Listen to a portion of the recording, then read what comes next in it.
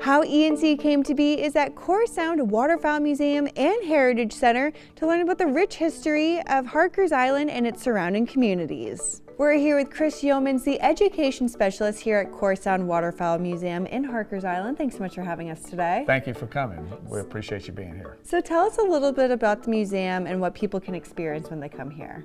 Well, the museum is a representative of Core Sound and the people who lived on Core Sound.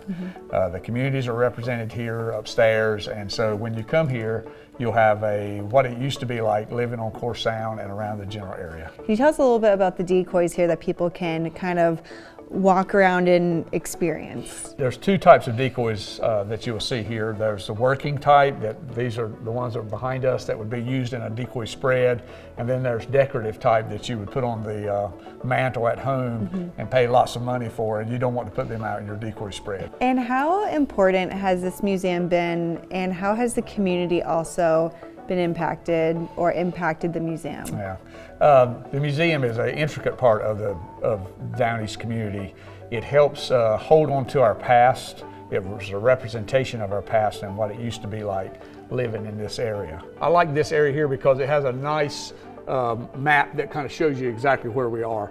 Of course, the star indicates here on Harker's Island where the museum is located, but it also has the, our relationship to the rest of Down East. And of course, when I say Down East and I'm pointing up, people say, well, why was it called Down East? Well, the story kind of goes that in the summertime, we have a prevailing southwest wind.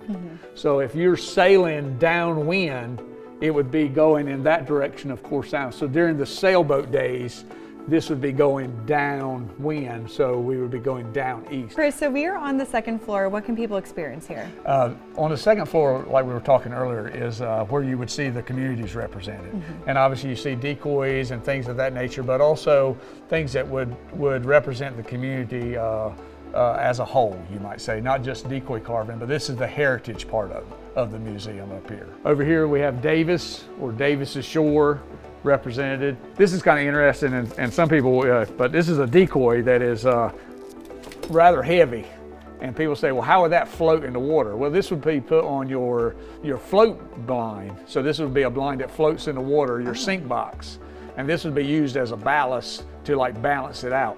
And representing, and of course, a lot of communities have this, but they represent the boat building industry in Marshallburg, and also Harker's Island is very notorious for boat building, and you might say the Harker's Island flair. We're currently in what we call here at the museum David's room, and this is David Lawrence's room, and he's a local Harker's Island artist and decoy carver that has passed away. Chris, if people want to know more information about Core Sound Waterfowl Museum and Heritage Center, where can they go?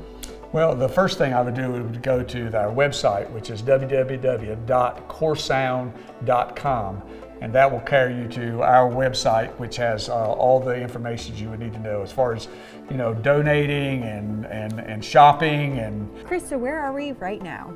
Well, we're on the cupola up on the top of the museum, and what you'll see when you come up here is, of course, Cape Lookout, our most beautiful lighthouse in the world.